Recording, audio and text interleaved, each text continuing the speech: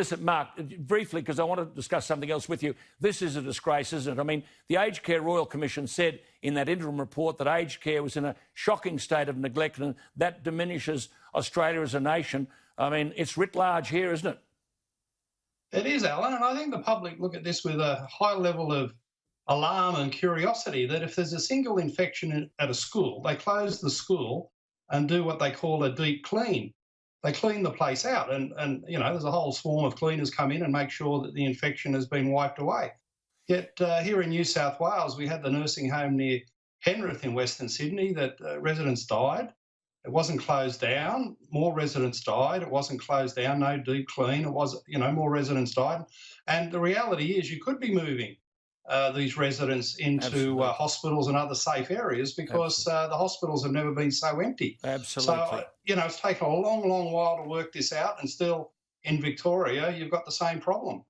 Mark, I want to move to something else because here we are in all sorts of mess, unemployment, debts swimming around us. And in New South Wales, the Planning Department have an LGBTIQ network, a Harmony Council, an Aboriginal cultural team, a diversity council, headed by this Jim Betts, the Secretary of the Department of Planning, Industry and the Environment. Now, where does all this fit into economic growth? There's no, as you've said, no peer-reviewed academic study anywhere showing that diversity improves productivity. Well, Alan, it gets worse.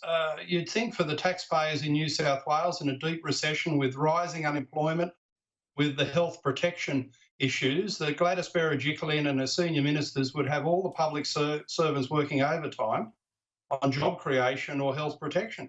Tomorrow at 2 p.m, they're downing tools to be part of a Jim Betts-led new LGBTI unit being unveiled for the New South Wales Public Service. Tomorrow. They've had a naming competition. Yeah, tomorrow. At 2 p.m. tomorrow. They've got a logo to be announced, and this is the work priority in New South Wales. Now, I don't see how a sexuality-led recovery is going to work for the people of this state. It's got to be about jobs. It's got to be about sensible health protection.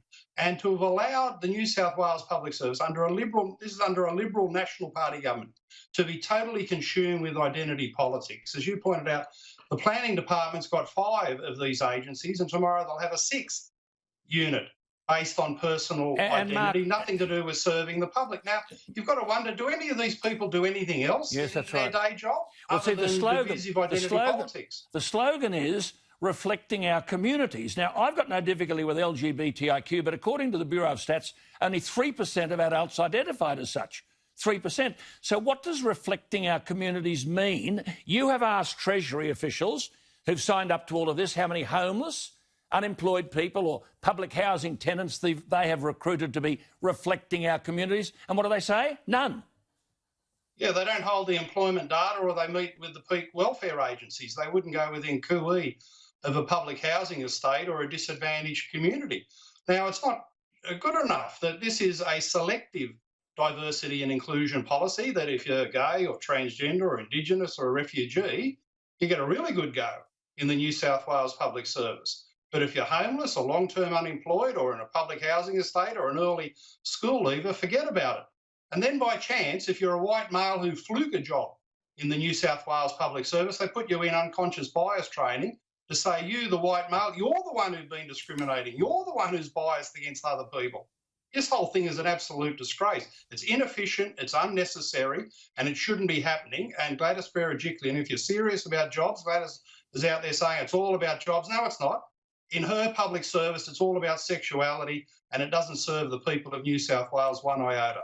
Well, Mark Latham, I have to say, who is a political leader in the New South Wales Parliament, has in simple terms an answer to all of this. You've said, I think, am I quoting you accurately when you said the best job creator in New South Wales that would help massively would be to sack Jim Betts? Yeah, absolutely. If we've got senior people on hundreds of thousands of dollars a year salary who aren't interested in jobs, who aren't interested in development approval, who aren't interested in the best interests of the people of New South Wales, well, go do something else. If your obsession is sexuality and skin colour and race and gender, well, don't be working in the public service where the people you serve are not interested in this. We're in a deep recession. We've got other bigger priorities. So if Jim Betts is not interested in that, if he needs 6 of these agencies in the Planning Department The single best thing we can do in New South Wales is get rid of him and people like him and get back to the basics of Good on looking you. after the people of this state, their employment in particular.